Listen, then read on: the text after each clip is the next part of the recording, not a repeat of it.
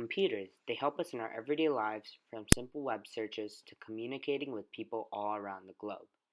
Computers are just like us, and they understand a language. However, they don't understand English and speak in binary, a language made completely of zeros and ones. Classical computers store information in bits that contain either a 0 or a 1, but a quantum computer stores information in qubits by storing a 0 and a 1 or both at the same time. This means one qubit can store two pieces of information, two can store four, three can store eight, and so on. With each new qubit, the amount of information stored increases exponentially. And this is one of the things that makes quantum computers so much better than our everyday computers. So what exactly is a qubit? Well, there are multiple different things that can act as qubits, such as the nuclei and electrons. In order to store two values at once, these quantum particles utilize something called superposition.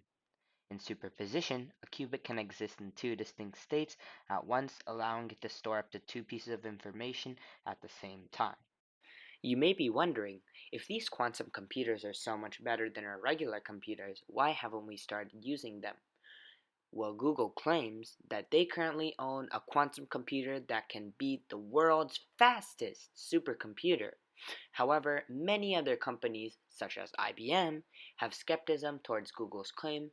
They think that quantum computers haven't yet reached the point where they can surpass classical computers. Even if Google's claim is true, there are two main reasons why quantum computers will likely never replace classical computers. First, quantum computers need nearly absolute zero temperatures to function.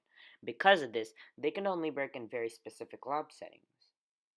Second, quantum computers aren't exactly faster than classical computers. They can't make calculations faster than regular computers, but what they can do is perform specific operations with significantly less steps. For regular uses, you'll be better off with a modern PC.